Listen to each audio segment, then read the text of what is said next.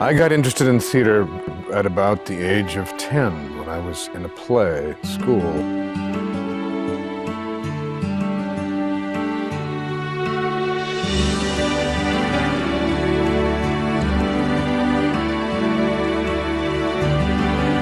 It occurred to me while I was doing that play that I was standing in the light talking and everyone else was sitting in the dark being quiet and listening. And this was something that I couldn't resist. And I decided that that's how I wanted to spend the rest of my life.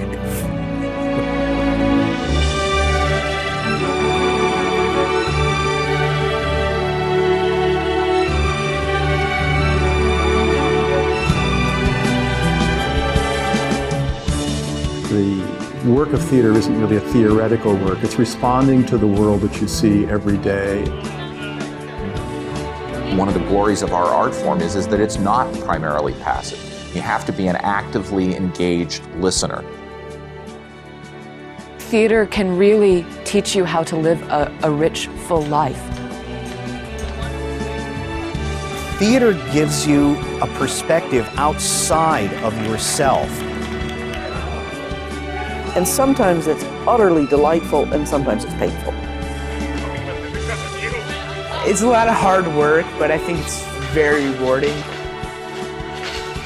It only happens once, because the particular energy that the actors bring that night and the particular energy that this group of people will bring that night will meet somewhere over the footlights, and there'll be some kind of a phosphorescence, if you will, and it'll be gone.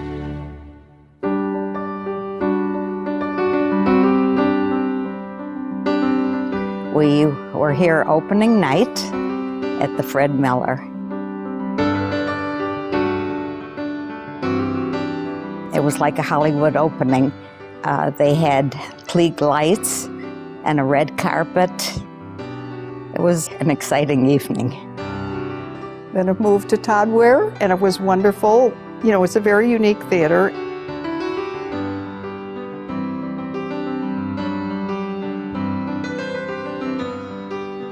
I did enjoy going to the Court Street, which was across from the Schlitzbury. It was really kind of a funny place with terrible seats, and it was dirty, and we loved it.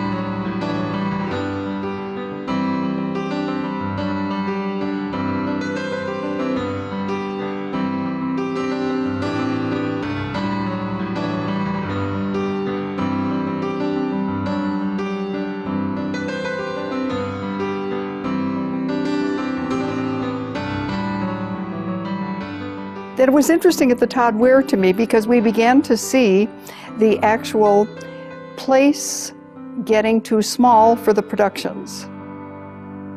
I wonder where they're going to go. In, let's say, 1979, literally into my office walked Bob Beckley and Cheryl Myers. They're architects at the University of Wisconsin at that point, and said, "We want to know if there's anything we could do for you." That's what I went, what? They interviewed the company. I mean, from every board member to every last usher, practically. And we had endless meetings about what did we need and what would an ideal theater look like. And they fixed on this power plant complex as the ideal place. And the land was owned by Wisconsin Energy. So I got the board to authorize me to go over and offer $250,000 for the project, and I went over and met with Charlie McNear with Sarah O'Connor, and he just in mid-sentence said, "Well, Mike, why don't I just give it to you?" Everything took off from there.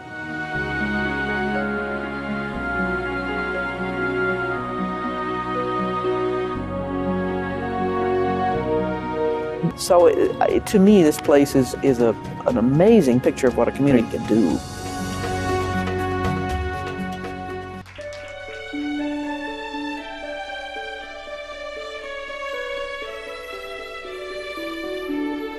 them too, because there wasn't a lot of work going around.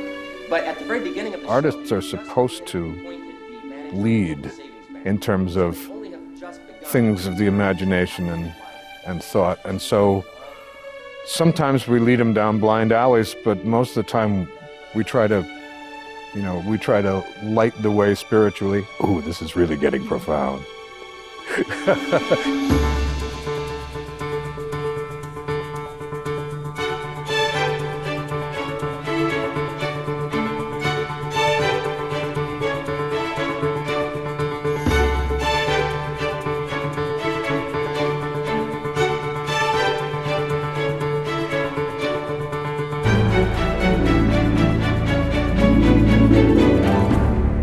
When I work on a character, I try to bring out a different part of myself. This is who I would have been had I had a different set of circumstances and made a different set of adjustments to life. I feel as if they're all a part of me. And while I'm working on them, they are me.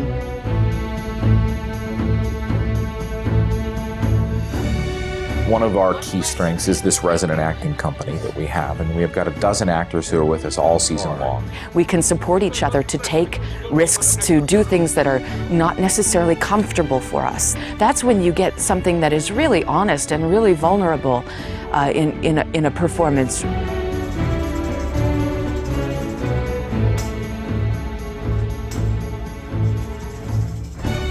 I have been blessed through the Milwaukee Repertory Theater to develop as an actor and as a playwright. It's one thing to be a part of a writing workshop.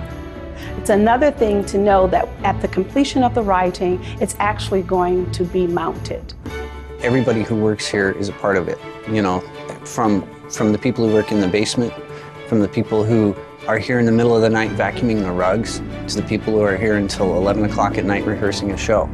Every one of those people is a part of it. And I'm so grateful to the audiences in Milwaukee for demanding the best from all of us. And I get that feeling that there's a different dynamic in the audience. There needs to be a drive in the play that will stay ahead of them, challenge them. Audiences want to psychologically lean forward in their chairs. They don't want to sit back and let it wash over them anymore. We hope that the audience feels fulfilled at the same time. If there's a higher purpose to this, that's what it would be. There are people who have truly dedicated their entire careers to making good theater for Milwaukee audiences. I've enjoyed performing for Milwaukee audiences, or I'd have gone somewhere else. But this was a place where we could take those goals and values that we had set up for ourselves and make a literal home and an artistic home for ourselves. We try, when we look at successes, we try not to look back, but to look forward in a way that's going to be provocative, fulfilling for us, fulfilling for an audience. The Rep at 100, what would it be like? I hope that it will be equally engaged with its community as it is today, that the Rep still has the kind of reputation that it does now for doing theatrical work of the highest caliber. As long as we continue to try to do work that is interesting and does reach into corners of people's lives, then that'll be a key for how the Rep lives its next 50 years. I'm going to be 90 in April. 50 is nothing. You're babies, and you've got lots of luck and good fortune to look forward to.